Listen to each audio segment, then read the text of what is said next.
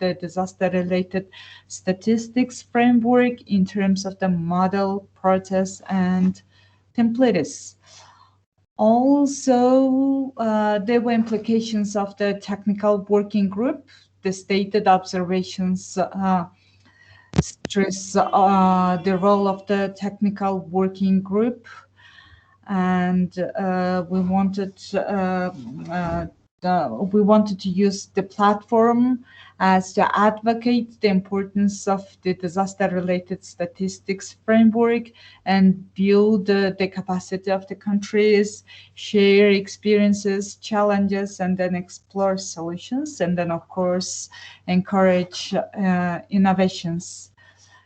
And then we had a country presentation from Sri Lanka, and at the conclusion of its country sharing presentation, Sri Lanka requested consultancy assistance from UNESCAP and exchanged with fellow countries to help to start developing disaster-related statistics framework to improve its system. So that's a brief overview of our last meeting. So now for today's meeting, the Secretariat will provide the members with a step-by-step tutorial on how to make the best use of the Confluence platform as the main communication platform for our technical working group. And then I hope all of you already have registered in the Confluence platform. Then we will have Puji Pujiano from the Secretariat, and then he will facilitate the Mentimeter poll to solicit interest from us, like members, in the making technical working group meetings more participatory and seek ideas for engagement between the meetings. And of course, we will have the presentations that presenting examples of tools and technologies for producing statistics on disaster risk and occurrence. And of course, at the end of the meeting, we will have a country presentation on sharing good practices on the production of disaster-related statistics. And this time we have a presentation from Cambodia. That's the main objective for today's meeting. So let me start the session. So we'll start the session with the presentation on making the best use of the Confluence platform by Ivan Bustomi, UNESCAP consultant. Then Puji will run the Mentimeter poll, as I just mentioned. And then, of course, the question and answer session will follow after the poll. Now, I would like to invite Mr. Ivan Bustomi from UNESCAP to present his presentation. Thank you.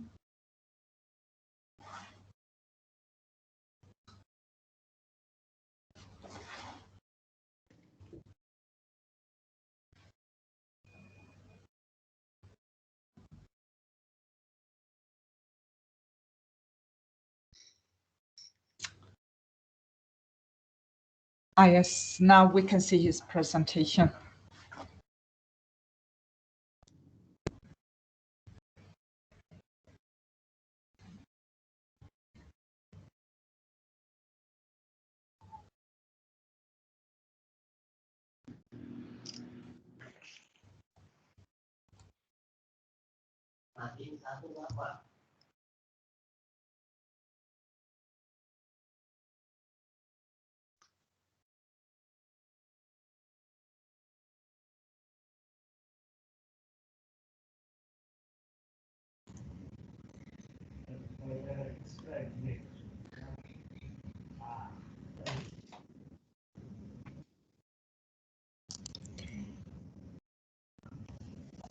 There's some sound.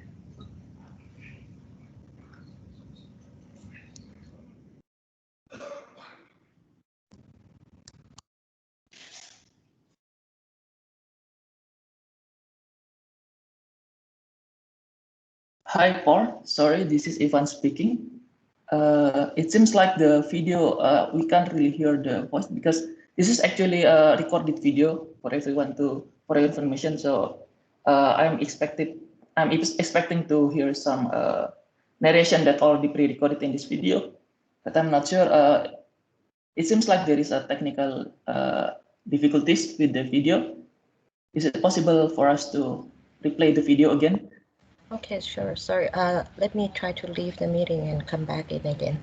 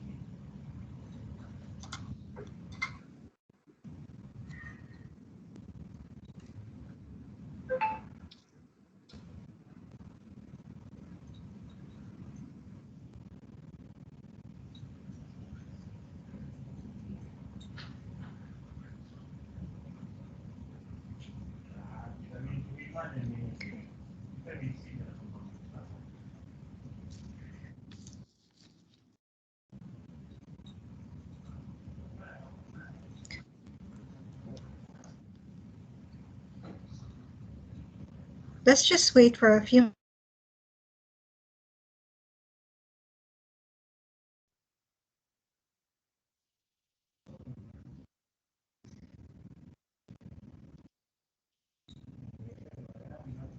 Hi everyone, my name is Ivan Bustomi, and in this video I will show you a quick tutorial on how we can use the Confluence platform to collaborate and start a discussion within our teams. The Confluence platform that I am going to show in this video is a platform for the technical working group for the disaster-related statistics in Asia and the Pacific. Confluence is a platform that we can use to share ideas and collaborate with another team member. It is also a great platform that can be used as a knowledge base for the team. Confluence is a dynamic platform, and every team member can contribute to the content as well as interact with the other team members using a broad range of features in the platform.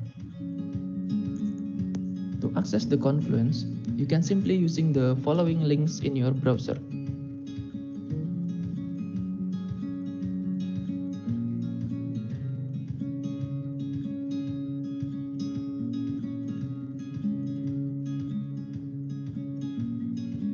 After entering the link, you can see the dashboard of the platform for the technical working group for the disaster-related statistics in Asia and the Pacific, or the TWG. You will be able to see some information about the team here in this page.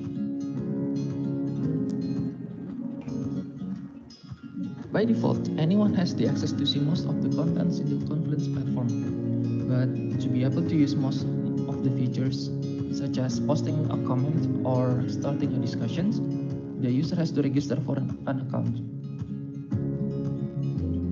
All of the TWG team members should have already received an invite link to their email account. And to register, you can simply click the link and fill in your information. After that, click the sign up button and you are good to go.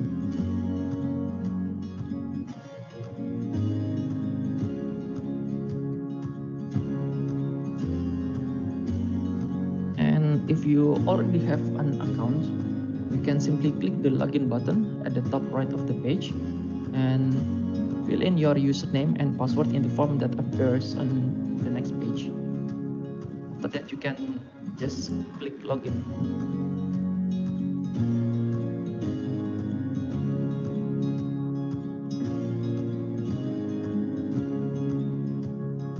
And now that you have already logged in, you can freely access the platform and interact with it.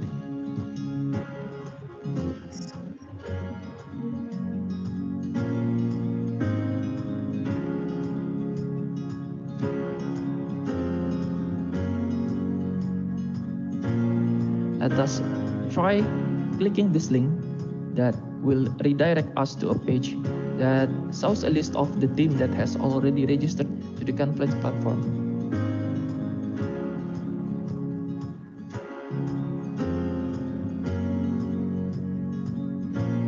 On the left side of the page, you can access the page tree of the platform so that it is easier to navigate through the pages.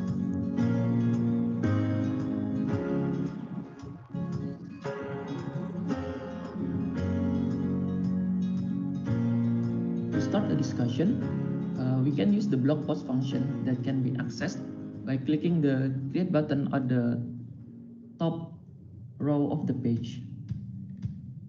Then you can select several features, but in this example, we will create a blog post to start a discussion. You can do this by selecting the blog post and click the create button.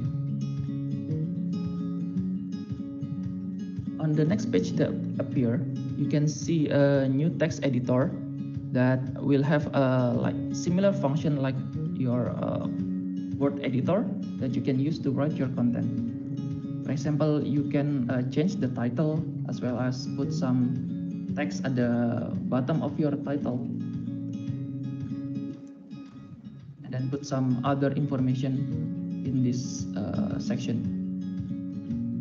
You can also change the style of the text that you are typing by using the heading button at the top left of the screen. By choosing the appropriate heading, you can then assign which styles that is best to your content. At the top part of the text editor, you can see several tools that you can use to change your text appearance, as well as, for example, creating a list item by using the list tools at the top at the toolbar.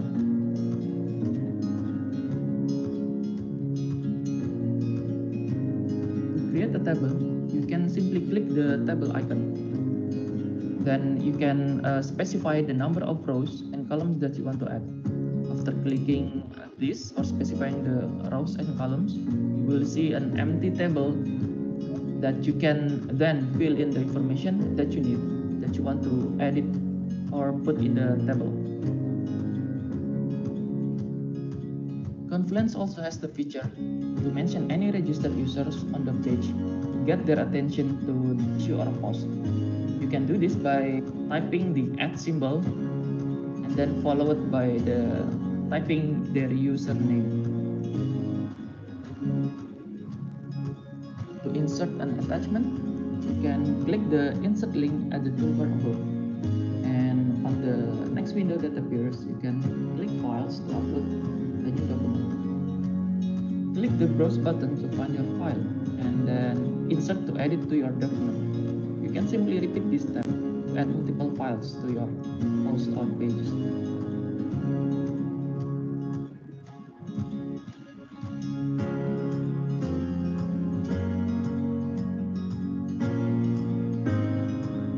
Once you finish writing the content of your post, you can publish it by clicking the publish button at the bottom right of the screen.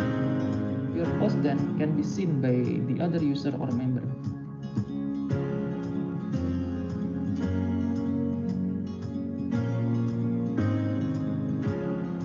To respond to an existing page or post, you can use the comment feature to add your comment. Has similar tools and functionalities as the blog post feature, so it will not be hard to adapt. Simply tap your comment and then click the save button once you are confident with your comment.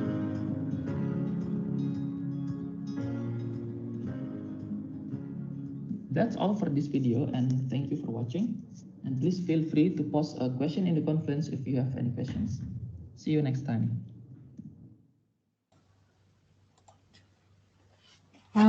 Thank you, Maria, for playing this pre-recorded video that's showing a very step-by-step tutorial on how we can use the Confluence platform as our main communication platform among the members. And then, of course, I'm pretty sure that all the members have already registered in this platform, and let's start using this platform as a communication tool.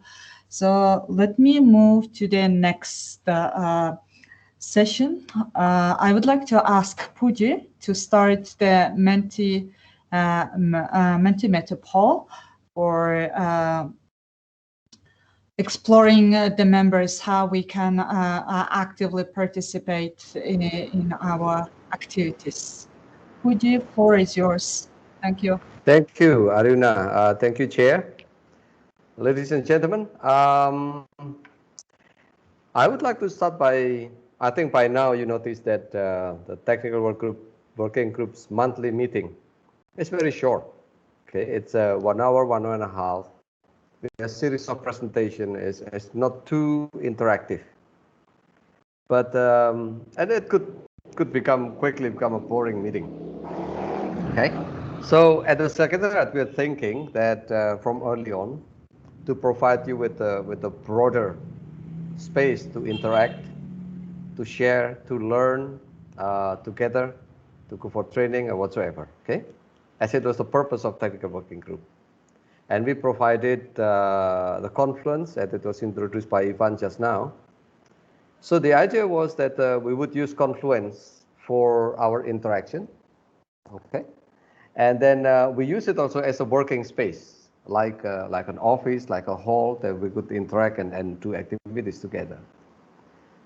So in this coming minutes, we would like to check with you. We would like to do a little poll using Mentimeter to ask you some questions, right? But before that, I would like to invite you to get to the Mentimeter. There are 3 ways to register right now. First, you could scan what the QR signal sign on the screen. Yeah, that's one way of doing it. The other one is to click the link.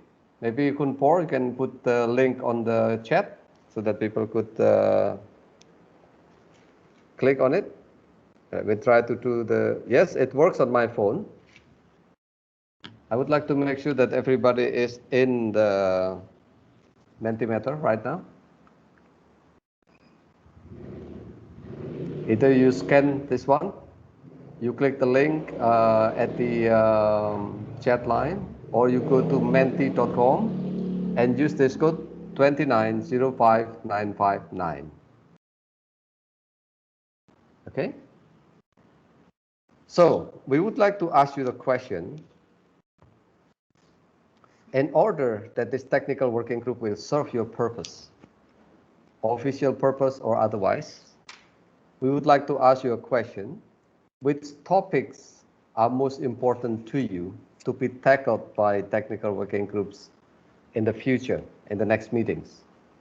You could do your ranking in the Menti. It will give you which ranking you would like to assign. Okay? One person is entering already. You can just go on until you come to number 8. Which one you think is more important than the other? Please go ahead. Put your ranking.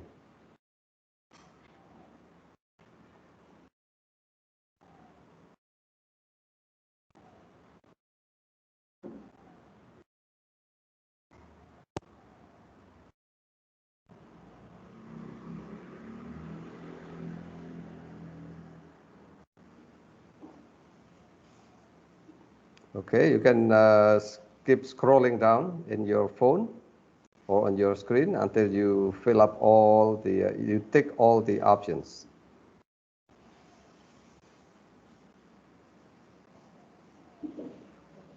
Okay, 5% entering already, and most of you saying that data utilization is the most important. There are about 35 participants, and we would like to see some of you to enter more of the options.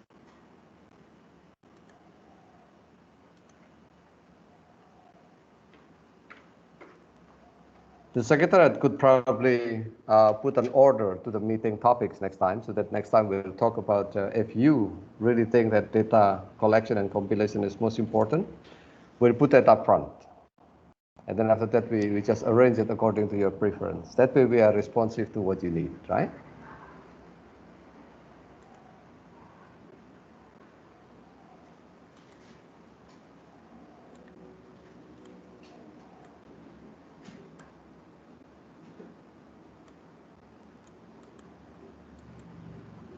Okay, we have about 37 people. There's only half.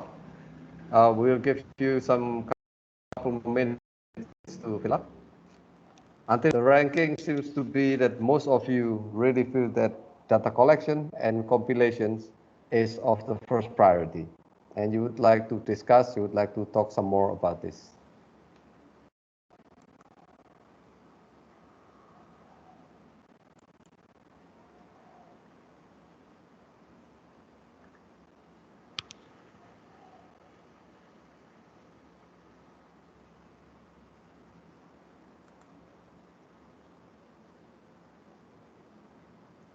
Please, anybody else?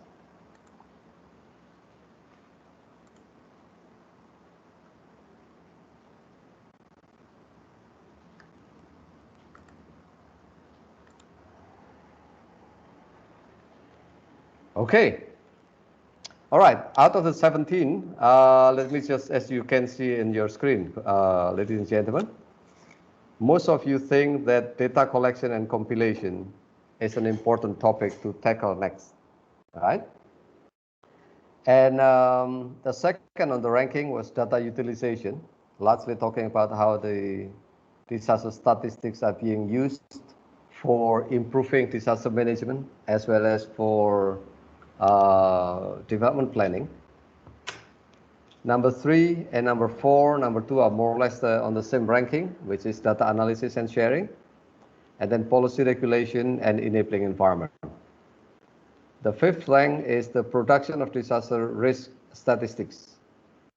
So all of these are the production of the elements of the disaster statistics.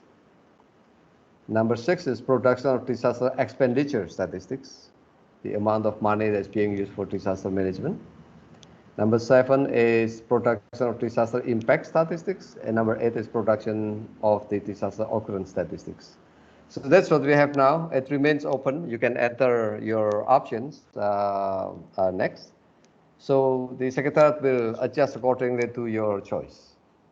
Now, we would like to request Secretariat to move on to the second question very quickly, which is, in between meetings, we have Confluence platform. The question is, what would you like to use the Confluence for? Ivan has shown you how to use it. Many of you have registered, and you should if you have not registered. And once you become a member of the Confluence, how would you like to use the Confluence for? That's the question. So there are 5 choices there. You could use the Confluence platform to share information and innovations and so on. What you will need to do on your computer, on your mobile phone, once you're in Mentimeter, is just to slide. Use the slider to set your rate of importance, okay? So sharing of information and innovations between 0 and 10, where do you put yourself, for example, right?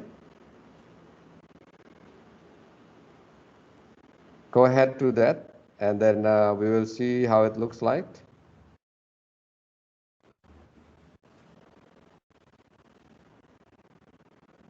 There are 2 persons who feel that sharing of information and training are the important topics. Engaging with other regions. We will see how it will move as you enter the Mentimeter. Okay? And what happened then, if we know what you want, what you would like to do with the Confluence, we'll try to modulate the Confluence as such. If your highest interest is to have engagement with other regions, then perhaps the Secretariat would engage with your colleagues in Europe, in Africa, in Arab states, you know, and see what they're doing, what you're doing, and compare. But if your highest take is on training, for example, then we will probably put more materials on trainings, right? even deliver trainings on the Confluence platform. All right.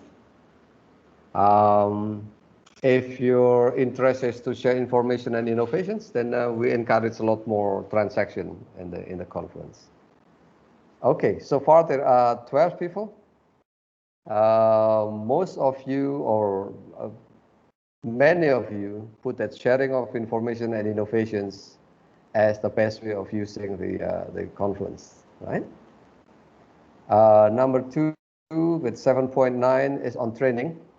So there, Rike and Maria and Paul, training would be the second important element. Next to that is addressing issues and problems. This is where I believe colleagues who face challenges in the countries could pose questions in the Confluence, as Ivan has told you, and other colleagues could respond, all right, with their experience or their knowledge, and they could fall back to Secretariat to look for additional information or complementary referral if references if you need be. Engaging other regions, I think important, and 7 point advocating for solutions or shared.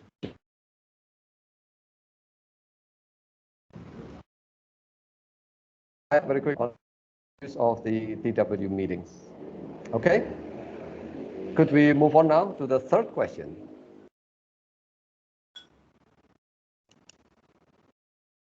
So in 1 or 2 words, just short phrases, what kind of topics would you like to discuss, to deal with in the Confluence in between meetings?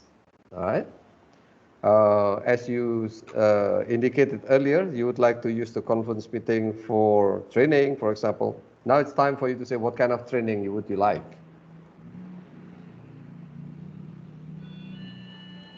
So the way to do it is for you to get to the Mentimeter and write in 1 word or 2.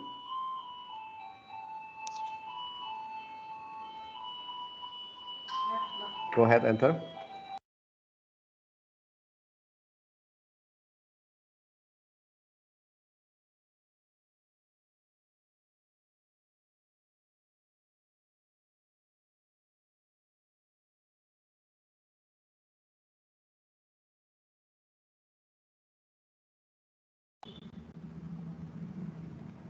You can enter up to 3 options. So please go ahead, enter what kind of topic you would like to discuss, or to tackle with, or to have training on in the Confluence. Go ahead. I'll give you 2 or 3 minutes for that.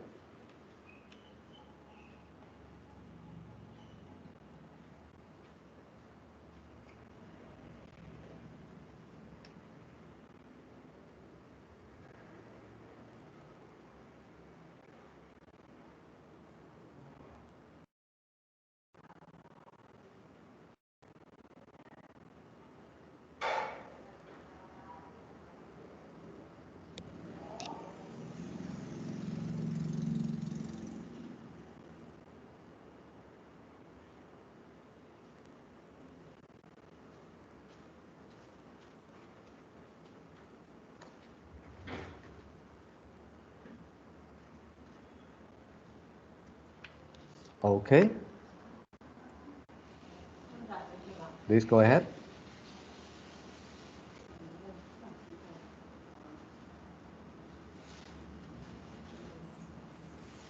I think this is consistent with what you said earlier. Many of you really concerned about the data. Interesting thing, how to come with data policy, how to build the data groups.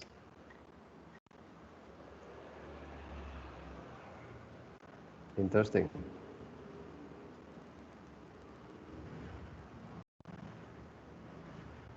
Data standardization, which is very important, both at the regional level and at the global level. Let's wait a couple of minutes just to have some more indications.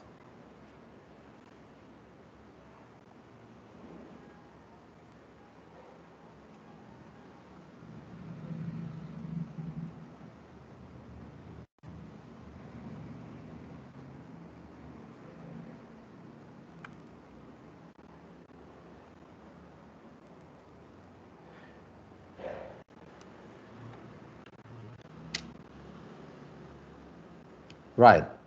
So, ladies and gentlemen, we will have this poll remain open for a couple of minutes. But right now, what you have indicated to yourself, the topic that you like to deal with in between meetings of TWG is data standardization.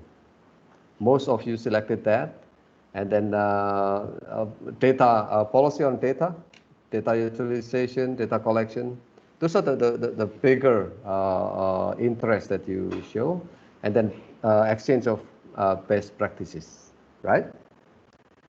So there you go. We will wait until the end of the meeting of what the result look like, and then Secretariat will put it or get the summary of this into the meeting notes so that we can make reference to it. We will adjust the session. We'll put the topics of your interests, and we hope this will breathe life into the technical working group and breathe more activities of interest to the conference. Aruna, that's a very quick mentee that we had. Return to you. Thank you very much. Thank you, Puji, for the Mentimeter. So now we are, I would like to open the floor for the questions and comments. Currently, we have Ivan and then Puji. If you have any questions or comments on this platform or Mentimeter, please feel free to do that. If you have some questions or comments, please raise your hand or leave a message in the chat box. Thank you.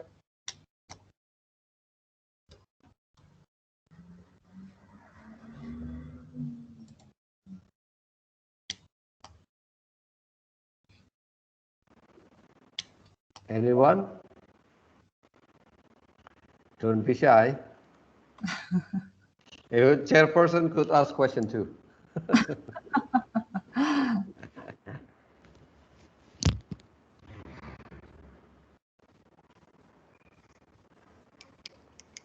No, I think while we're waiting, Aruna, maybe it's worth to share that I think colleagues have the common interest on data standardization. That last night, Rike and friends from United Nations Statistical Commission organized a side event to talk to work towards global standards on disaster-related statistics. So I think we are in line with that, and we certainly could benefit from the progress being achieved at the global level, and we could fit into the progress while we're struggling with our own standard. All right, Paul, is there any question from the chat? Yeah, actually, Maldives, they have a question or a comment. Okay. Yeah, the floor is yours, please. Thank you, Chair. Yeah, I just wanted to ask you on the questions you have put on the Mentimeter. Yes. Just now, you have identified which areas, right? And the main key area was identified as the data standardization, right? But I would like to know whether, depending on the area specified in the Mentimeter, the quiz just now we had, but the levels of countries producing the statistics on disaster varies, right? Because in the Maldives, it's very weak at the moment. So would you be giving a priority based on the countries' levels which they are producing currently? Okay, who is this asking question, please? Shazna from the Maldives. Sasna, okay. Sasna, thank you for the questions. Colleagues, while waiting for the rest, while you're thinking about your question, we could try to tackle this. Anyone from Secretariat would like to respond to this? Maria or Rike? Would the standard consider the weaker country, and what kind of standard we're talking about? Rike, you like to tackle that one? Thank you for putting me on the spot here, and Shasna, thanks for the question. I think it's actually quite an important question because it both refers to any standards for disaster-related statistics, and it also refers to what we want to do in this technical working group in terms of priorities. And one of the priorities we've identified for the first couple of meetings of this technical working group, and you will all have seen that, is to have presentations from different countries about what is actually being produced at the moment. And I think we have all seen the immense breadth, both countries that are very much into this, focused, already starting regularly producing disaster-related statistics, and other countries that are still in this initial stage to figure out how do we work together across institutions to make sure that the information that traditionally is collected and managed by disaster management agencies get processed in a way so that we can produce statistics that will tell us, will inform us on longer term planning issues. So processing the data so that we start having information that cuts across different types of disasters, different geographical areas, and over time. And those three aspects is really what distinguishes disaster information from disaster statistics, which is what this technical working group is about. Now, in terms of this, the standards that are embedded in the current disaster-related statistics framework, we deliberately focused on what we called a basic range of disaster-related statistics. So very much trying to set a level which all countries would be able to actually get to. So a shared ambition level, which was also realistic. And those of you who've had the chance to look at some of the tables that are included in the DRSF will also see that the focus there is very much on the basics, on disaster occurrence, disaster impact primarily. And it was done for a number of different reasons. First of all, responding actually to Shasna's question, that it's a starting point, a very good starting point for countries that have very little in terms of disaster-related statistics. The other reason relates to the global agreements that have been made in terms of the Sendai framework first and foremost, but also the Sustainable Development Goals, and slowly the Paris Agreement as well. Still a work in progress, exactly what kind of information is needed there. But you will, those of you who are working with the Sendai monitoring framework will also see that the statistical indicators that are part of that monitoring framework focus very much on these basics I've just mentioned, on the occurrence and the impact of disasters. Now, this is both a good thing because it enables many countries to be able to actually produce these statistics. But I also think it is a bit of a concern because there is a disjoint right now between the ambition set out in the Sendai Framework Agreement, which is very much on disaster risk reduction, and then the monitoring, which very much is on disaster occurrence and impact. And to do disaster risk reduction in the long term, we do need statistics that goes beyond occurrence and impact. This is something that we will also hear a little bit more about during the meeting today, actually, with a few of the presentations. But Shasna, thanks for putting this important question on the table. And I do know that I'm not answering you, but I hope that my reflections can maybe help us all to think together about this.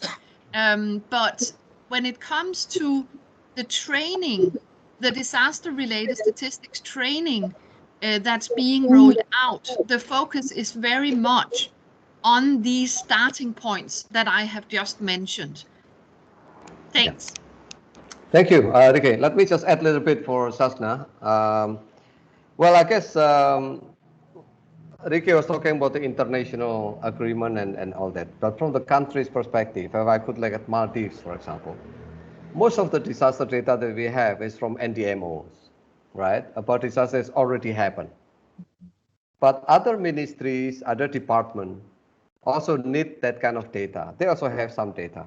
So that data is going left and right, up and down, you know, we don't know where they're going. And, but those are all important data. So one part of that work is try to pull them together. But in order to talk and speak to other departments, we need to have some sort of standard as well. Right, Sasna? I mean, what you call as disaster in NDMO might not be called as disaster by the police, for example. So there you end up with different issue. So eventually the standard is useful both in terms of international interaction, but internally in the country, it's also important for us to be able to say what disaster is, how to count it, and how to connect that number with other numbers. Now that standard is not here yet. The range already discussed. Maybe in this technical working group, eventually we'll be getting deeper to that. Okay? The same like Rika, I did not provide the answer. I just give you the promise. We will work together. Thank you. Thank you very much. Right, sir. Just don't go away, right? Stick around. One day you will see the standard happening.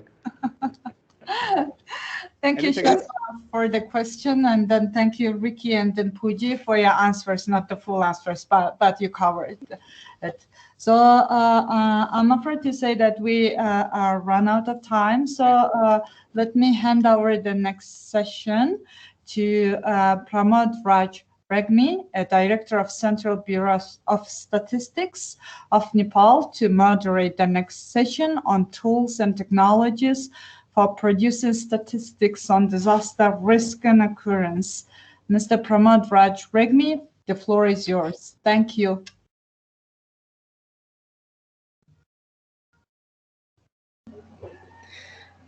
Thank you, Chair Aruna. Good afternoon and namaste for the session. And the session title is Tools and Technologies, Statistics on Disaster Risk and Occurrence. And under these sessions, there are two presentations.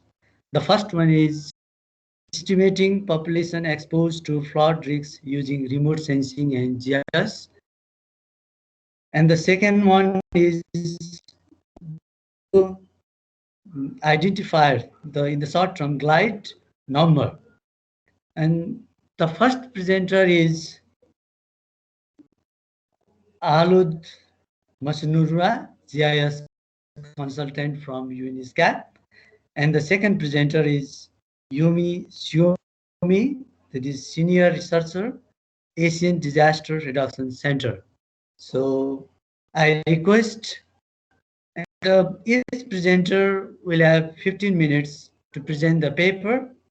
And after presenting two papers, the discussions will be taken place and the time will be 20 minutes. And already we are all time delay. So I request Alad Masnurua to present the paper. Then now go ahead, Mr. Alad Masnurua.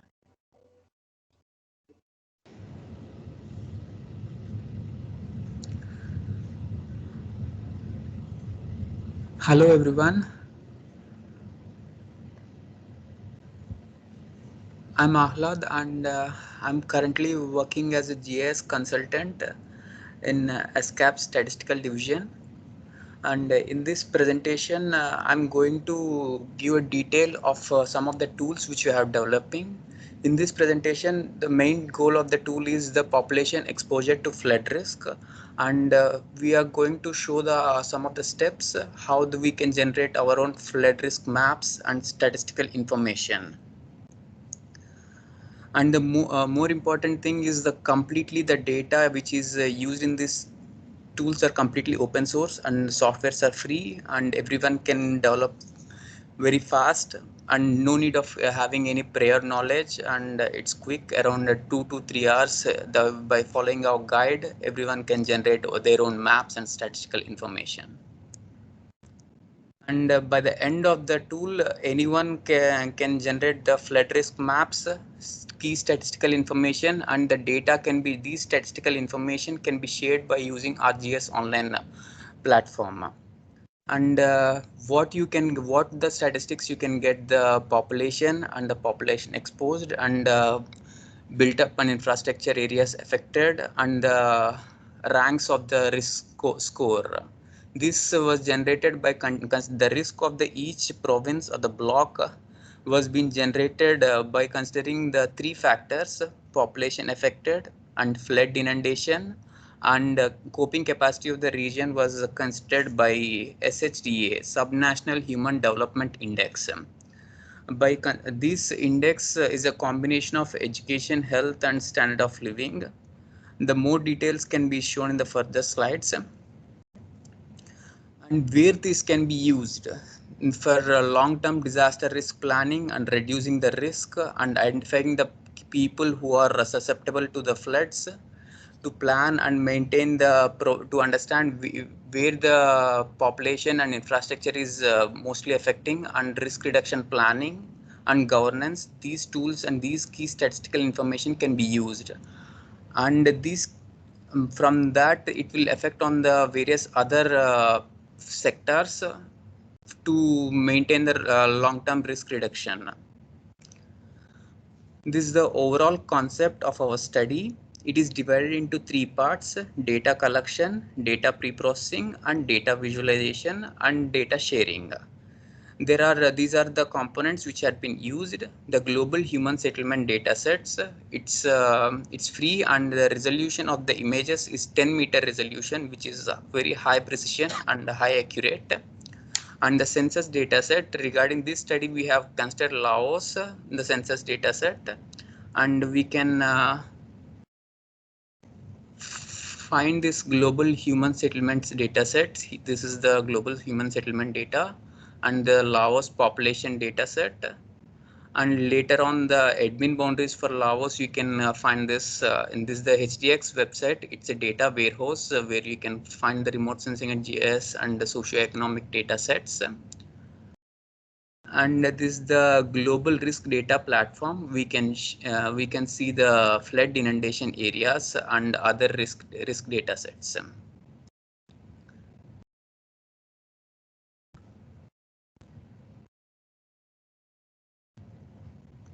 And in data pre-processing session, we'll clip, mosaic, and reclassify the cell size and join the spatial and subnational human development index datasets to the admin boundaries.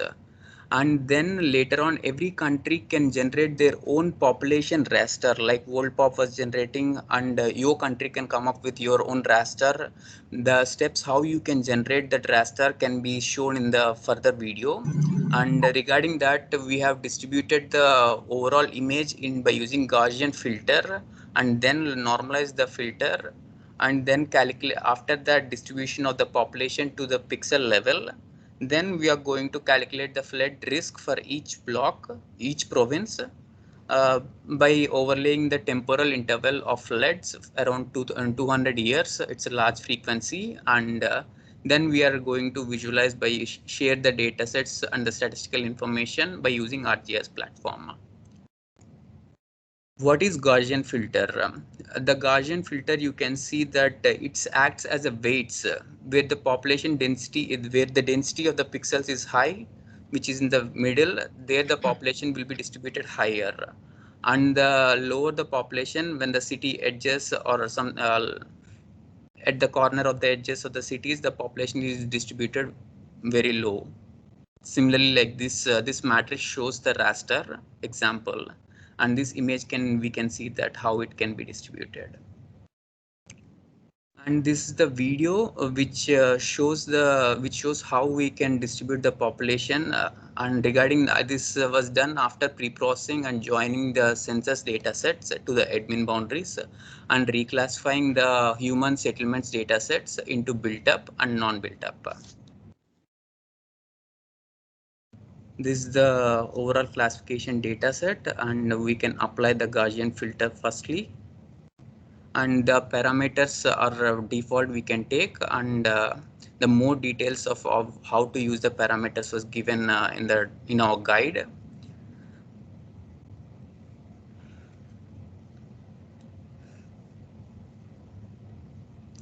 And that's it, it's finished the filter. And next you can see the filter image by considering the pixels. The values we can see at the center it's high and the corners it will be low.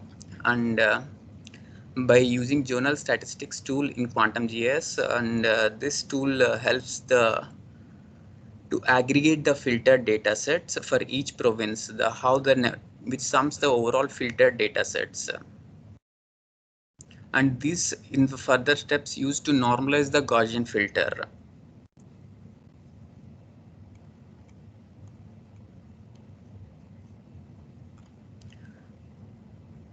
And we can see the sums by opening the attributes of the filter. And then we'll generate a new raster by considering the same pixel size for each admin boundaries from raster to vector by using the shapefile of that shapefile of the admin boundaries dataset. With the population, firstly we are using geographical units, and these are the parameters, and the admin shapefile, the raster cell sizes. Click run, and it's very simple and so fast we can generate some useful results.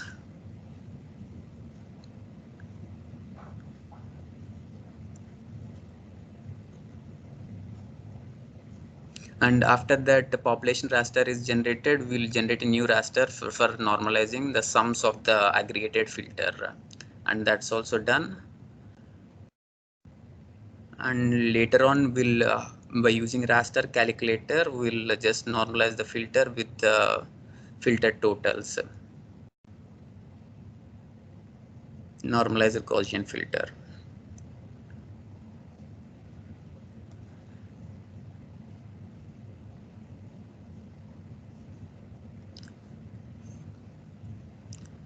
And now we are going to multiply the normalized filter with the actual population data set of each district. Then we can distribute the census into pixels.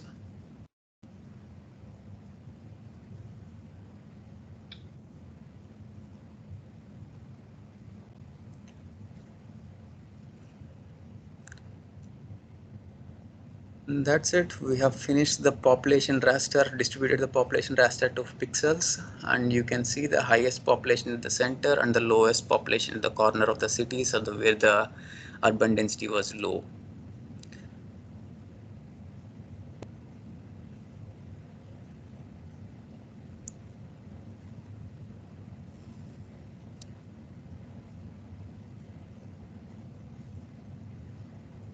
This is how we can but better visualization, we can see the scales, and we can see that population is higher at that region.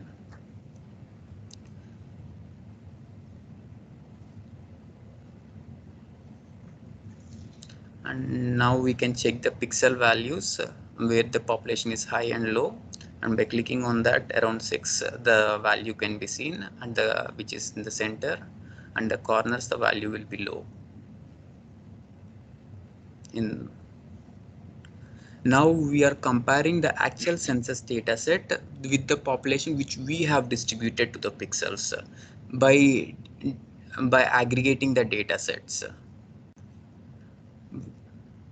Again, we'll use the journal statistics and sum the population of each province which we have distributed.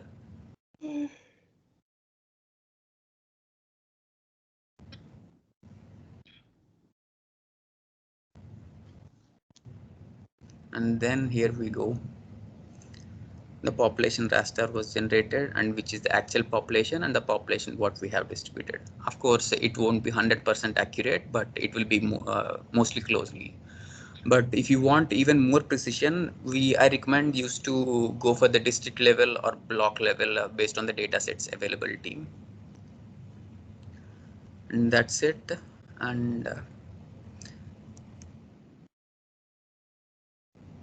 then by following the guide, we can consider the flood inundation layer from the global risk data set, and we can generate the population under risk statistics population by overlaying the population raster which you have generated, and by using traditional journalistics and geospatial application tools in QGIS, you can generate these kinds of statistics. The total area and the population affected, the built up area affected, and the rank of this, each province was considered by multiplying the percentage of population affected and the flood inundation areas and the total SHDA, Subnational Human Development Index. This index is used as a capacity. It's a combination of education, health, and standard of living of people. It was developed by UNDP. It's a disaggregation of HDI, Human Development Index, into the provincial level. But if you are using block level or even microscale levels, you can use some other indicators of the census, which can join traditionally like Subnational Human Development Index, and we can normalize that and do the multiply with the population, total population affected, flood inundation area, and the coping capacity of your own indicator, and generate the risk scores. And finally, we can generate this risk matrix, flood inundation risk map, and then we can share this kind of risk information by using ArcGIS online story map. Let me demonstrate this one.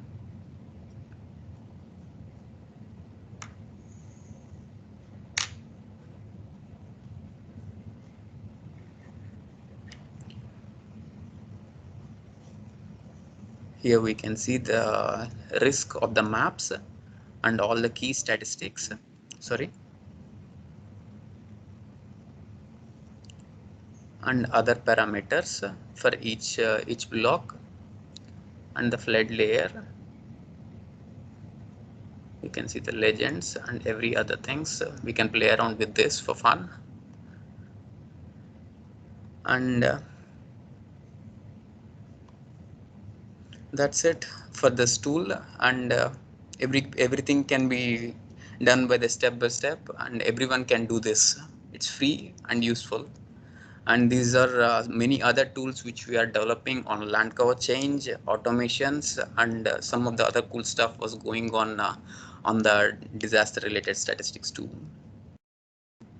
To further interest to play around these tools, you can play with the population, the producing land cover change automations, and hotspot mapping and others. For more information, you can contact us. Thank you.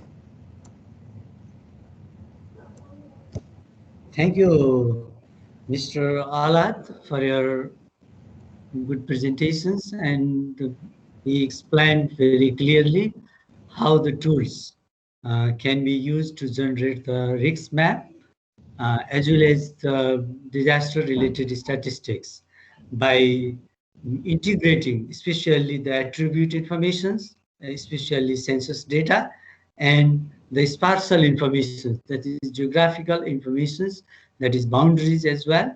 So they integrate and using these GIS tools, and maybe it is the free access according to him, and how the risk assessment indicators can be estimated. And these indicators not only useful for the risk assessment, but also for the risk, this preparedness, disaster preparedness, as well as response purposes as well. Although it seems from the presentations, it seems slightly challenging as well, because it demands more technical skills as well. Although Mr. Allah says that it is the step-by-step action can be taken, but but it seems that it needs some technical skills as well, so that maybe the NSOs and the disaster management offices and national mapping agencies as well, they can collaborate more extensively to generate such disaster-related statistics. Not only the population exposed, maybe this population rasters as well as this affected area as well. I think thank you once again, Mr. Alad. And let us move to second presentations. The second presentation is, the title is the Global Identifier Number, and the presenter is Yumi Suomi. So I request Yumi Suomi, Senior Researcher, for the presentations, and you'll have a time of 15 minutes. Thank you.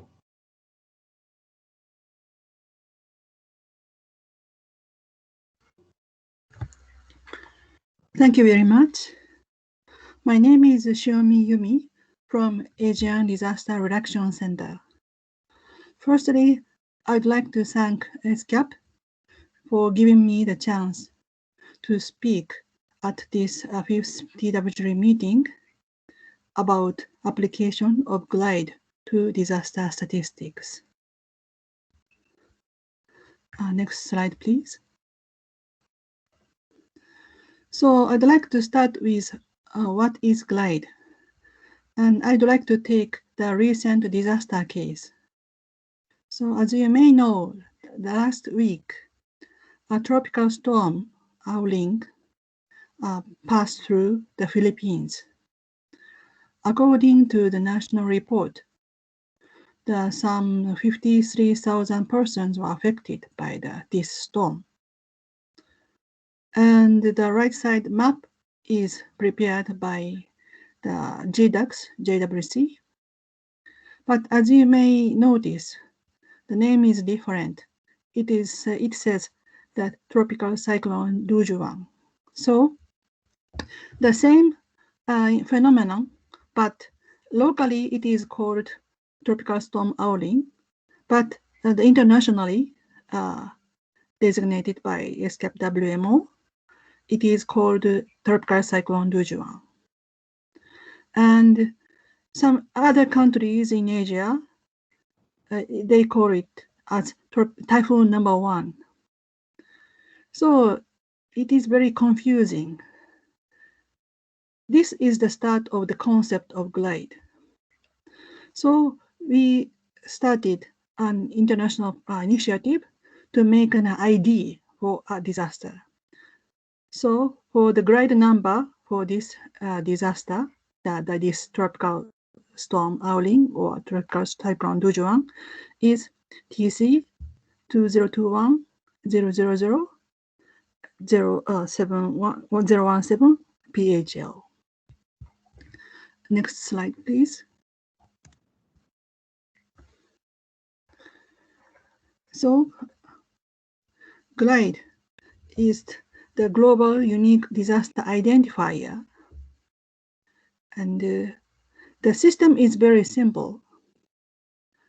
When a disaster occurs, GLIDE operators around the world issues the GLIDE number on website, and the issued number is automatically shared via email subscribers, some 2,000, and via website. So the boxes below the left side, it shows that the GLIDE number for the typhoon, tropical cyclone Dujuan. So it consists of hazard code, year, and serial number, and the country code. So far, we have 24 hazard codes. So next slide, please. So how it relates to disaster data or disaster information? So I'd like to take the example of the Typhoon Howling case again. So according to the national report, it contains a lot of information like the affected population or incidents monitored, or the status of lifelines, or damage of houses, or suspension of class work, or information related to preparedness, response, or it includes the action or the activity of national stakeholders. So it contains a lot of information with various data format, and the data itself is prepared by different stakeholders at the national level. So this report is the situation report number 4 is has some 60 pages, but it is very hard. It is easy to imagine that how it is difficult, hard to compile such report and to integrate such data in one format. And as for disaster information, I'd like to speak about another perspective. Next slide, please. So it's needless to say it's Sendai Framework Monitor with 7 global targets with 38 indicators. It contains a lot of different disaster information, and the data formats are different, and the data compiled data compilation is made by different organizations. And it is well known that the progress in reporting so far, as for the 2019 disaster case, about half of the countries have not yet started reporting. So then, how glide number or glide can work for this situation? Next slide, please. So glide enables data integration with global, national, and local information sources. And it can facilitate data integration. And it is applicable to all disaster phases, not only response, but also the mitigation, the recovery, or preparedness phases. And it also can contribute to reporting of international goals like Sendai Framework or SDGs, etc. So the glide numbers can link and integrate databases among different entities. Next slide, please. So glide started 20 years ago, and it started, proposed by ADRC and promoted by these organizations like CRED, OCHA, OCHA Relief Web, and UNDRR, UNDP, WMO, IFRC, OFDA, USAID, FAO, the Red Bank, and so on. And you know that all these organizations have different databases, but such databases, the glide link such databases internally and externally. And now glide is utilized by the various organizations. Next slide, please.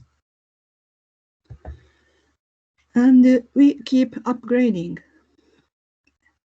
So now we have updating the glide system and services with long time and new partners.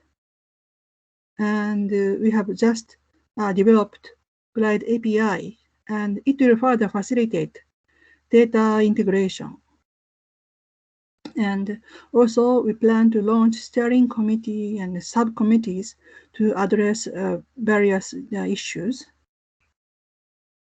And the results, the more users, the more links from various sources. Next slide, please.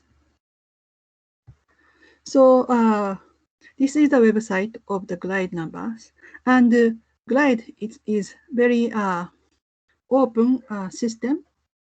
If you are interested, please feel free to contact us. Thank you very much.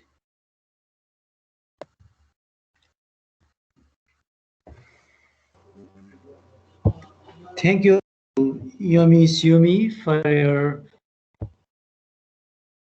wonderful presentations, and you what GLIDE actually is, and how it is created, and what benefits it gives, especially in the data integration and data sharing as well, within the countries or among the countries and among the partners and international agencies as well. Since the databases, different agencies have different databases, so the sharing is more challenging in the days. So this using GLIDE may be very useful for data sharing in a consistent and harmonized way. And data integrations, but also your presentations shows that it has in the reporting as well. Reporting the disaster-related statistics as per international standard framework like Sendai framework or ESTG framework, and also provides the information, not only the number of the disaster event, but also its dates, locations, as well as magnitude and other descriptions as well. Thank you once again, Ms. Yomi. Now we are at the stage of discussions. Now the floor is open for the discussions. Is there anyone who wants to put their queries, comments on the chat box as well, or you can raise the hands. So the floor is open for discussions.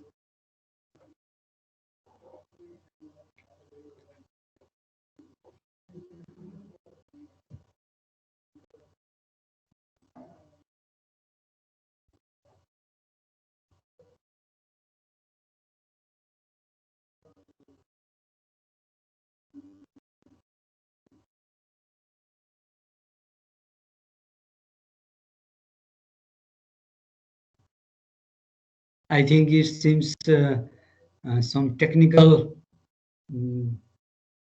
topics, so it may need some time to understand more, and so that someone can put the queries as well.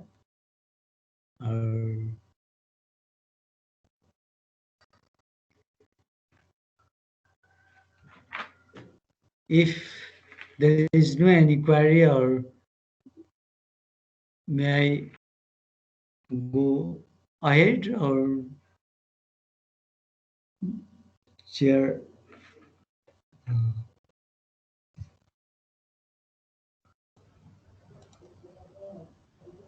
I think I need to conclude my session. There is no any queries and comments. So thank you once again, Mr. Alat and Ms. Yomi for your presentation. And the next session will be country sharing of good practices, and the moderator for will be Mr. Sanjay Kumar, Director of National Statistics Office, India. So I request Mr. Sanjay to conduct this session, and the floor is yours. Thank you, Raj Vigni Pramodji, Director, Central Bureau of Statistics, Nepal.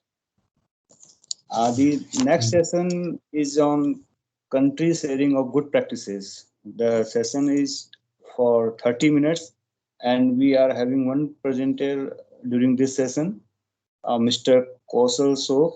He is a Deputy Director General in the National Institute of Statistics in Cambodia. He would be discussing disaster-related management initiative in Cambodia, including Cambodia Disaster Loss and Damage Information System (CAMD). So the presentation will be for 15 minutes. After the presentation, we will take the questions and we will discuss further. So I will request Mr. Kausal Sok to please complete your presentation by 15 minutes. So now I would like to request to invite Mr. Kausal Sok, Deputy Director General, NIS Cambodia, to give his presentation. The floor is yours, Mr. Sok. Thank you. Good afternoon to everyone. I'm Sok Kausal, the Deputy Director General on National Institute of Statistics. I'm not from the disaster area. However, I will make the presentation in regarding to the data management in Cambodia. As you may know, the Cambodia National Statistical System is the high decentralized system. And the national statistical system is defined by the statistical law that integrate the statistical data, the national statistical program, the statistical organization, and unit within the line ministry and institution of the real government of Cambodia and their statistical staff and infrastructure. We have two type of the structure. It is the National Institute of Statistics. The statistical coordination and policy body with the power to collect all the information with the official statistics by law. It is by law. And we have 27 line ministries that use the official statistics, like the National Bank of Cambodia.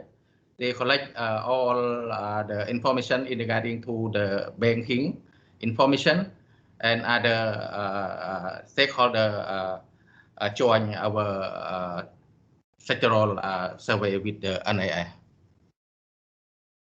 It is our organization structure. We have the Director General and steered by the Statistical Advisory Council and connect the statistical task by the Statistical Coordination Committee. And below the Director General, we have the Deputy Director General. The National Static Office, we have 8 departments. We have the Policy Cooperation Department, we have Economic Department, we have the Social Statistic Department, we have the Demographic and Census Survey Department, we have ICT Department, we have the Statistical Standard and Analysis Department, we have National Account and the Sub-National Department. It is our framework. We conduct the work according to the law and the statistical framework with the support from our development partner to collect all the official statistics. And we also have authorized to make the dissemination through the publication, yearbook, survey and census report, leaflet, booklet, website, CamInfo, but now we upgrade to cam.stat database, and we also release. It is our framework.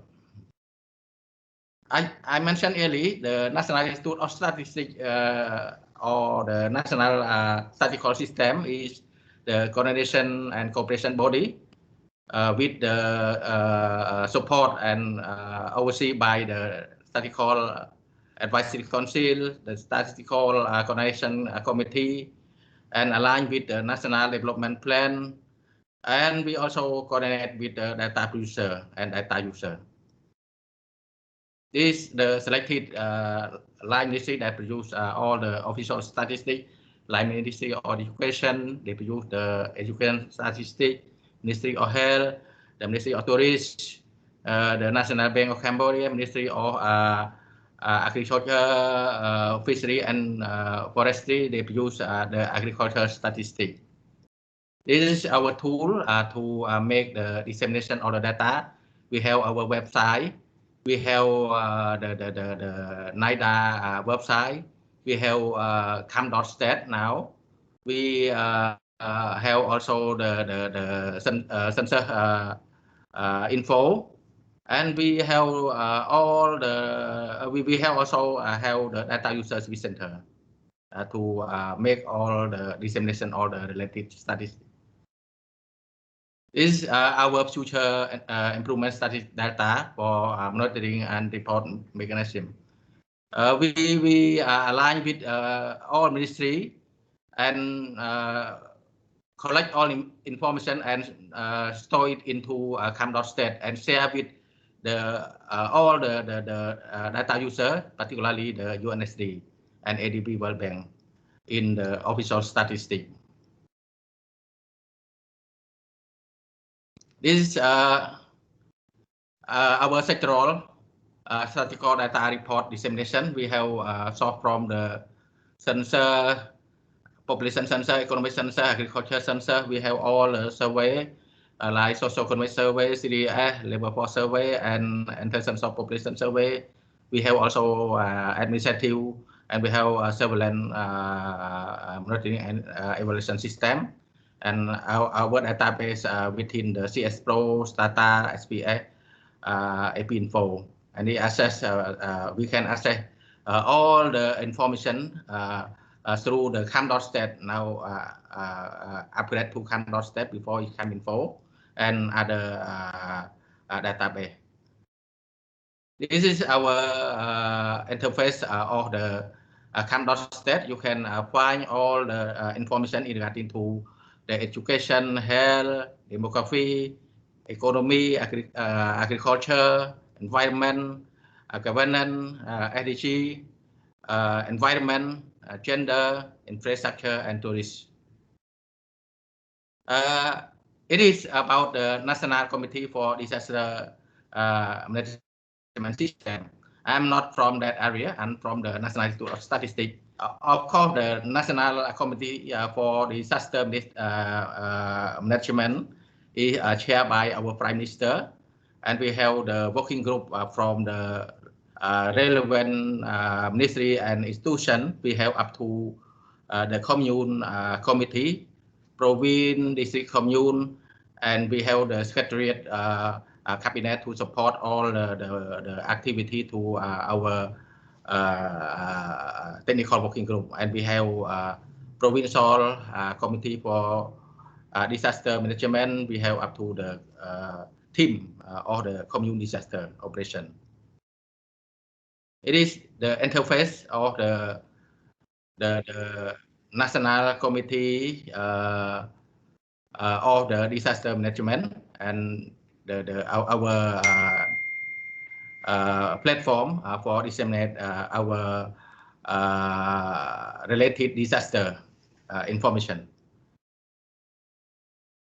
It is you can link to the platform by using www.ncemd.gov.kh, and you can find all the possible information from 1996 up to 2013, and we have the infrastructure in the office.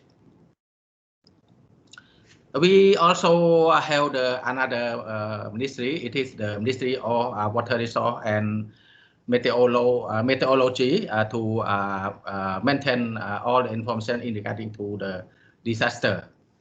And we have all it is the Department of Meteorology, and from the national up to the village level. Here we have CMD, we have PCDM up to the VDMG. It is the current disaster-related data program. We have POIMS project that the joint collaboration with the National Committee of Disaster Management and the World Food Program. It is focused on the creating a real-time emergency information system. And the data storage on the damage and loss of it is joined by the NCMD and UNDP that established the CAMD is mean Cambodia Disaster Information Database, store damage and loss information. We have yearly warning project joined by NCDM with PIN and MORAM. MORAM is one department of Ministry of Water Resource and Meteorology and UNDP. And we have also risk mapping joined with World Bank, the risk assessment at the provincial level. And the CAMD database first developed in 2015 by NCDM and UNDP. We available to the record up to the 7,800 record or disaster event from 1996 up to the 2013. Then the CAMD to be aligned with the Sendai framework. It is from 2019 up to 2030, and the National Action Plan for Disaster Redirection from the 2019 to 2025. And all the data is disaggregate hazard by age, by sex, age, disability, income, and geography.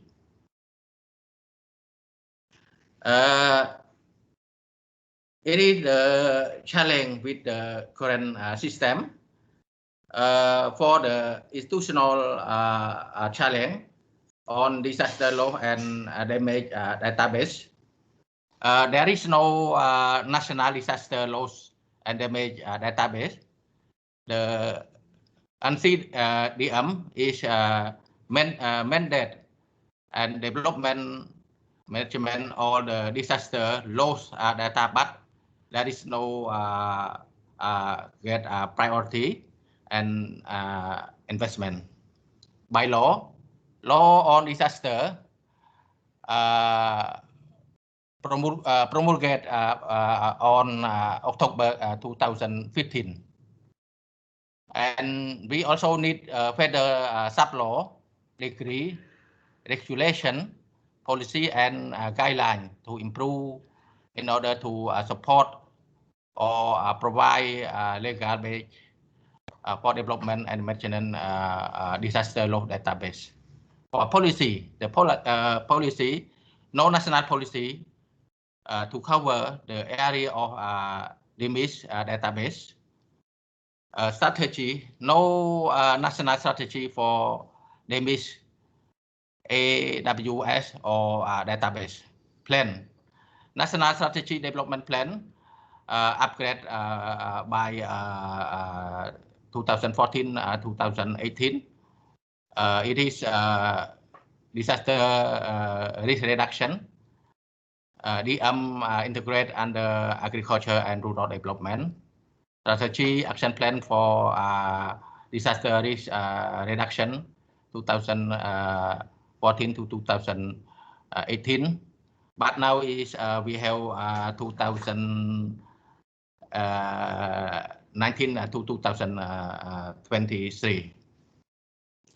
The national, the technical challenge, the assessment from the Cambodia is not usable by the ground level. The form or the form are messed up from all the during the post of the emergency pass. Money assessment from remaining question for the damage loss and need assessment report.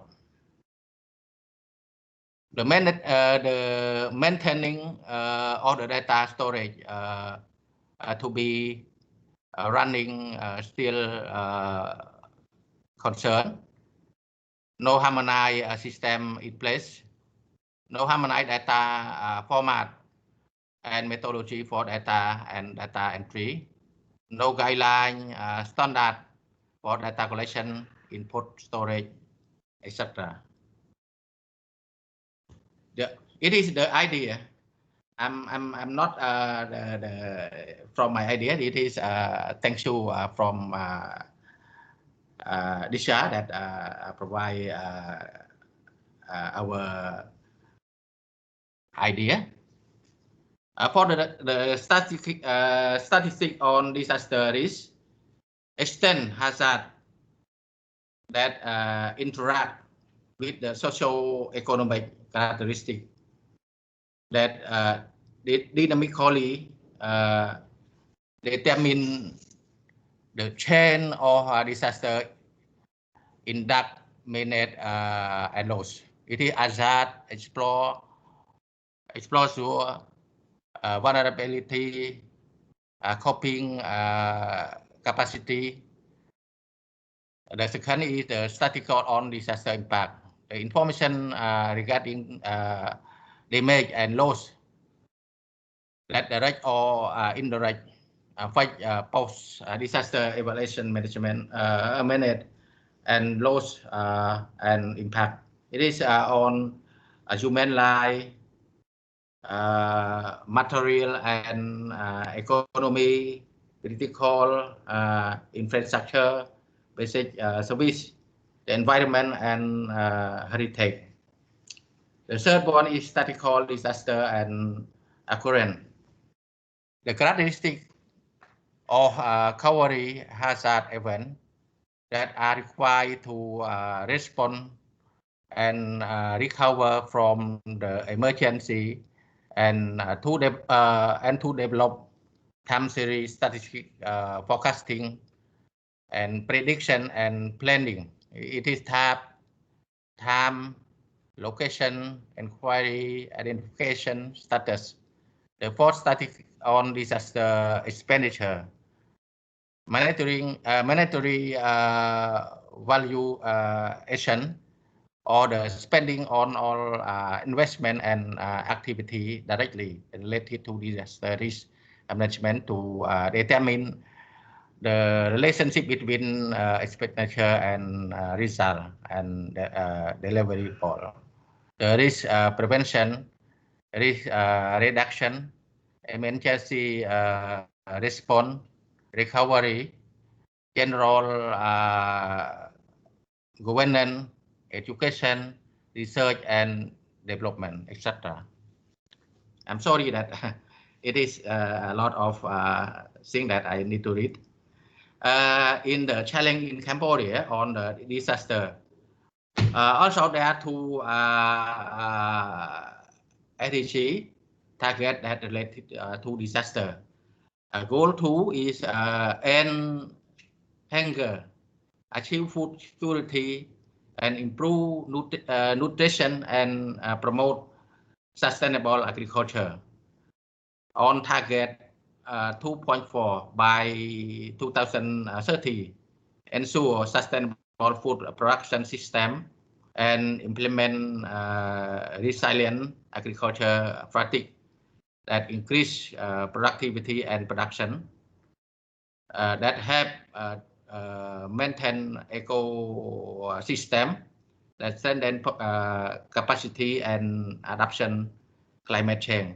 It is you can also find from our Cambodia. We also store all the information regarding to the MDG, and in related to the agriculture, fishery and forestry and fishery, we have a goal 13. Take urgent action to combat climate change and its impact. It is also available on our Cambodia. When will the disaster is yet to include in the business of the official statistics. I mentioned earlier, it is the national statistical system is the decentralized. So the sectoral can produce their own data. Then I think that in our NSDS, it means the National Statistical Development Plan, we try to include one area by integrate the disaster information system into our framework. Then the National Committee Disaster Management NCDM is yet to include the member of the Statistical Advisory Council, and also not include into the Statistical Coordination Committee, and the line ministry agency produce designate official statistics. Need provide only some basic data to National Committee for Disaster Management. In the Sendai framework, we are, of course, that we have limited to produce all the information supplied to all the data user. Thank you. It is to what is the need to be done in the Cambodia for the policy and regulation. We need to include disaster-related data to the part of the official statistics under the national statistical system. We also designate National Committee for Disaster Management as the one of the designated official statistics and the Statistical Coordination Committee, and to identify existing relevant policy and regulation and develop the new enabling regulation. Procedure for data collection and compilation. To develop and CDM procedure and protocol for disaster-related data across sector. To join develop definition, classification, standard, as well as the metadata for disaster-related data. To establish structure, mechanism, and tool for data collection and compilation. Mechanism for data analysis and sharing. To link all the disaster database under relevant DG target. To establish a joint working group of the NCDM and NIST and General Secretariat of NCSD to establish a network of disaster data producer for better utilization of disaster data. It is required the National Committee for Disaster NCSD for formulate and recognize the link Sendai framework and ADG to include disaster statistics as one of the official statistics in this publication to make available disaster data for development, sectorial and local planning. Yeah, thank you. It is. I'm sorry for reading all the presentation because I'm mostly not from the area, so I may take time. Thank you. Thank you, Mr. Sok, for giving this such a nice presentation. You have not only discussed the disaster-related data in Cambodia, but also you gave a picture of the national fiscal system of Cambodia. We were able to know that Cambodia is having a very highly decentralized fiscal system with two-tier from National Institute of Statistics to the line ministries. Then you have discussed the CAMD, the main topic of your presentation, the disaster management information system as well. So we were now able to know that CAMD is a database developed by Cambodia with the help of UNDP, and it has having the provision of historical disaster-related data, and it to be in the line of Sendai monitoring framework and the Cambodia Disaster Risk Reduction Program and the National Action Plan on Disaster.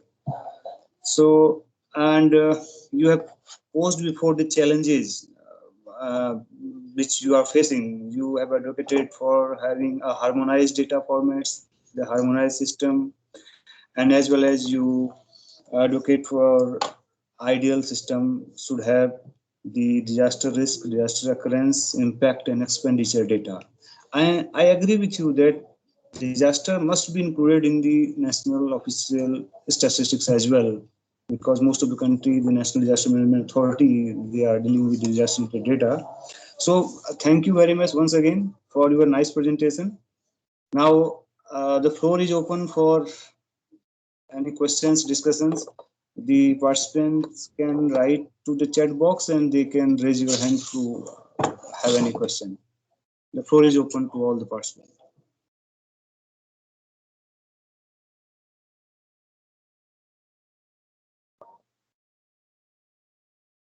Yeah, Maria.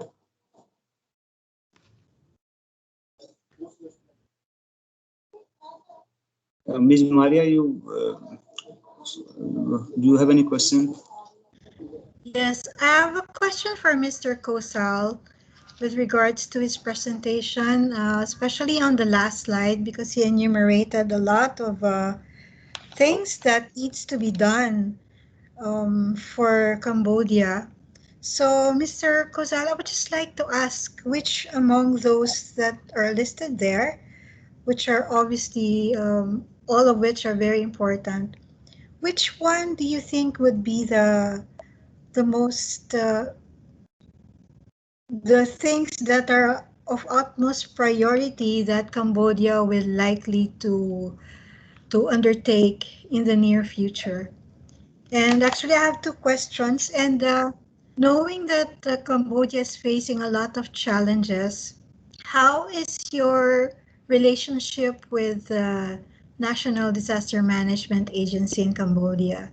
Do you have like a coordination mechanism or some sort of scheme of how you can work together and to come up with disaster-related statistics? Because this one needs a close partnership between the two agencies. So, Mr. Kosal. Yeah, thank you for your good question. We are from the decentralized statistical system. Then their own agency can produce the official statistics. But we need to make coordination between the National Institute of Statistics in terms of the methodology and the particularly the metadata to make sure that all the indicator is produced within the standard and can usable. And of course that the National Committee for Disaster Management is not the one of our Statistical Advisory Council and the Statistical Coordination Committee.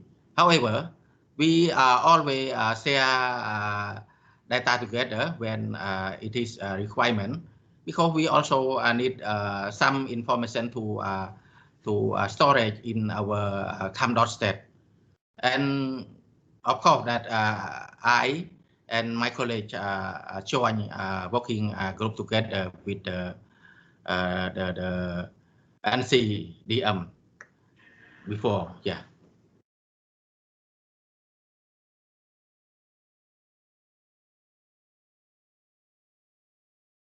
It is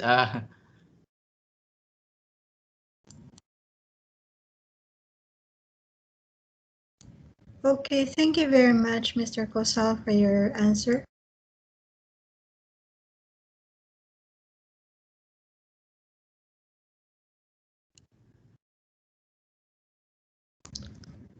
You are muted, Mr. Sanjay. Oh, so sorry. Thank you. Thank you, Mr. Kosal. I have one question for you. That you, in your presentation, you informed about the National Indicator Reporting Platform. So, what exactly this platform is? Whether the disaster-related data or SDG or Sendai Monitoring Framework data is also coming through this platform? If you can give a brief. Yes. As you may know that we before we held the CAM info, it is share all the information from the different sector. Also the disaster information system also linked to our CAM info. Now we upgrade into CAM.stat. Then we store all the information, but it is just hosted in this year. Some information is not fully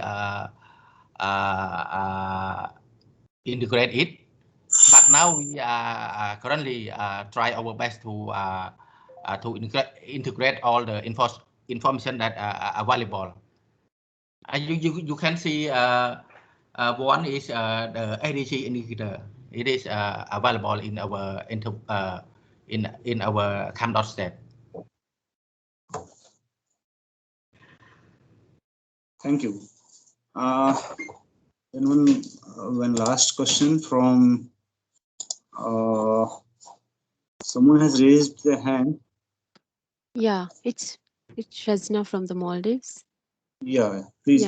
Yeah, just to add on to this, Mr. Sanjay's question, as you mentioned from Cambodia, you are also having a decentralized system. Is the national indicator on disaster the platform based at the NSO or at the Disaster Management Authority? The data management part, the handling of data and everything is done. Thank you. We are jointly produce the information. We are jointly with the relevant agency to produce the information, particularly in the SDG indicator, to make sure it is with the standard of the methodology. So meaning that both the agencies have the equal access to the database, right? Yeah. Okay. We host online. We host online our database. Okay, thank you. Yeah, thank you. So we are very much on time. If we do not have any other more questions, then I can conclude the session. For interrupting you, actually there are two questions in the chat box. One is from Mr. Saiful, and the second one is Ms. Oyunjurgal from Mongolia. It's in the chat box. Yeah, there is a question from Mongolia. They are asking that do you have threshold to differentiate disaster and hazardous event? If yes, how and who is managing it? So to present disaster. Yeah, I respond one again. It is the decentralization. So the institution, the line ministry, they produce their own data, particularly the Ministry of Agriculture, Forestry and Fishery. It is related to information in our target. I did not remember in last my presentation is the goal 13, and the National Committee for Disaster Management System, they have the mechanism to collect all the information. It is from the national level up to the grassroots level. Grassroots level is mean the lowest administrative village.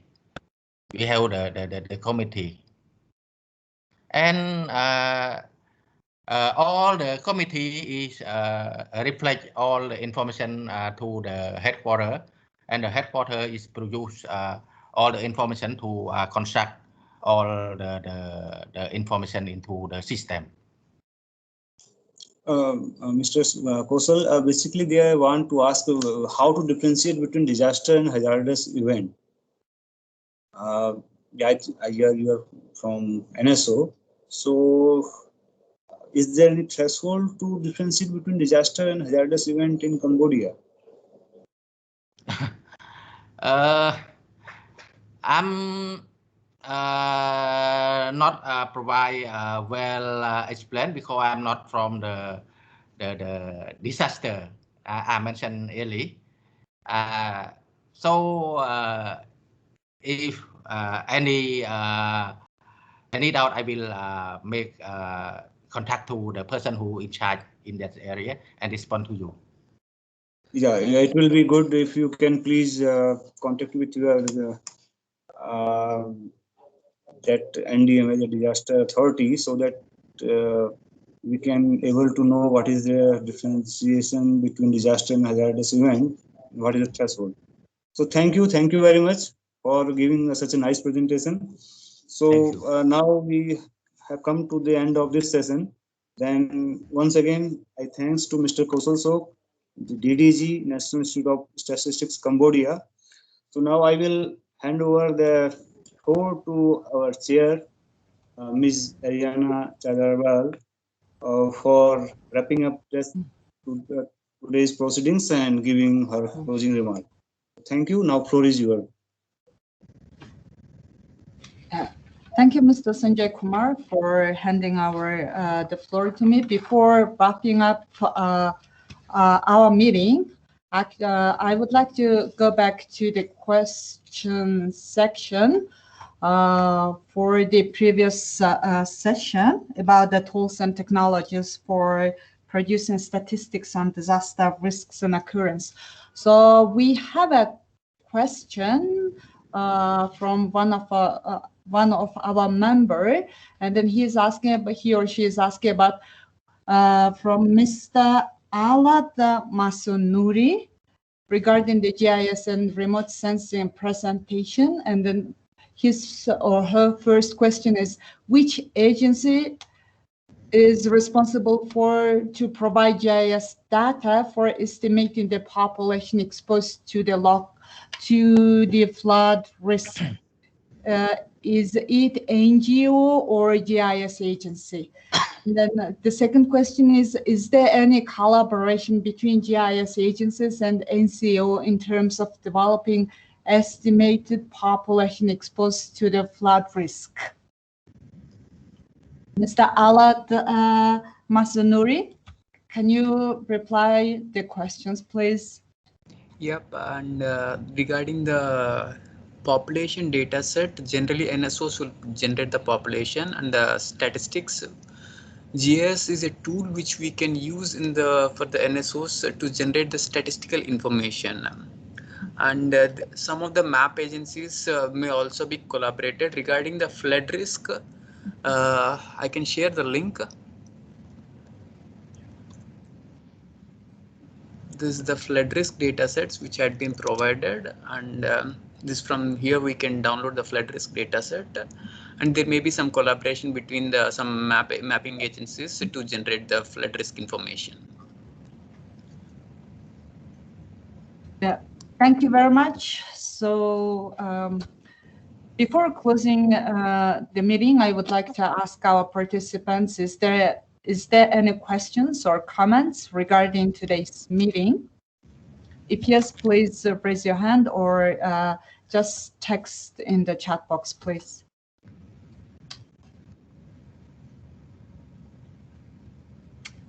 So if there is no question, before closing the meeting, I would like to ask the Secretariat to speak if you have any housekeeping announcements or any other businesses.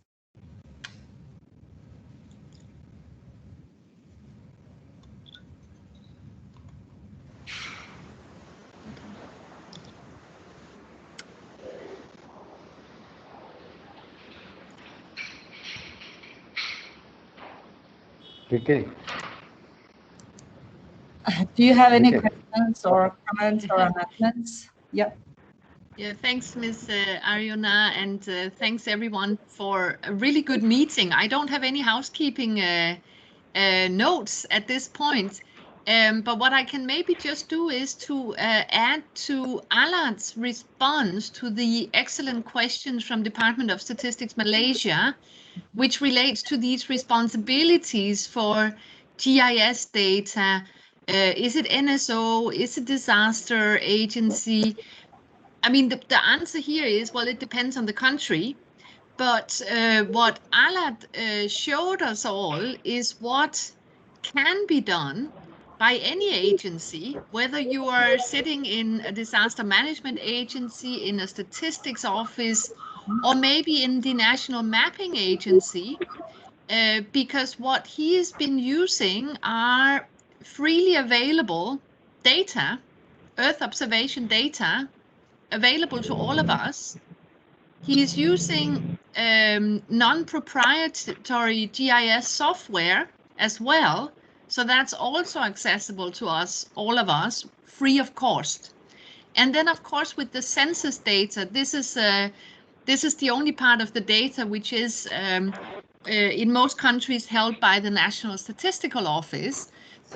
But even here on population numbers, also at the sub-national level, the data we can use here also is a data set from an organization. It's called the World Pop data set. And you'll find a lot of the relevant links also in Alad's presentation. But the main thing about the tools that we are rolling out from ESCAP at the moment is that we want to show and instruct people who are not used to using this kind of IT tools, people not used to working with this kind of Earth observation data, how we can actually all get started also if we do not have a budget in our whatever organization we work in. So this is just an encouragement for all of you to have a look at some of the tools Alad also presented there. They are all available on the ESCAP webpage. So those are just a few additional remarks from me, Ariona. Sorry for taking more than a minute now, but this is what happens every time I get the floor. So my apology for that. Back to you, Ariona, and thanks for excellent sharing as usual. Thank you. Thank you, Ricky. I would like to have 30 seconds. Yeah. Yes, go ahead, Puji. Thank you. Just a little bit of housekeeping. I would like to underline again our invitations to colleagues that this meeting is very short, very full with presentation. We cannot make gossips. We cannot learn too much. So we would like to encourage everyone to register to the platform. yes, to Confluence. Maybe what we will do, we will send you the link to the video that we have today so that everybody could have a look, right? And also to remind you, together with the note of the meeting, that you could still register to Confluence. And increasingly, we'll shift it more to communication through the Confluence. So just a reminder and a lot of thanks. Thank you. Thank you, Puji. Now we are close to the end of the meeting. And then as Puji said that it's too short to learn or gain new knowledge in a short time. But let me briefly wrap up today's meeting. So firstly, we had a very detailed video presentation on how to make the best use of this Confluence. It will be our main communication platform. So again, I would encourage all of our members to register in that platform and then use it. Then we expressed our interest through Mentimeter for making these technical working group meetings more participatory and then seeking ideas for engagement between the meetings. And we also had some presentations on using remote sensing or GIS for flood risk estimation. And also we learned about the GLIDE, Global Unique Disaster Identifier by Asian Disaster Reduction Center. And then, of course, at the end, Cambodia introduced its disaster-related management initiatives and the disaster loss and damage information system. And if there are none, before I declare this meeting closed, I would like to let you know again that the next meeting is scheduled on the 31st of March. On Wednesday as usual. And then thank you all our speakers and moderators and participants once again for joining us today. And then please stay safe and healthy. With this, I would like to close the technical working group meeting. See you next time. Bye. Bye-bye. Thank you. Yeah, thank you all. Bye. Thank you all for participating today.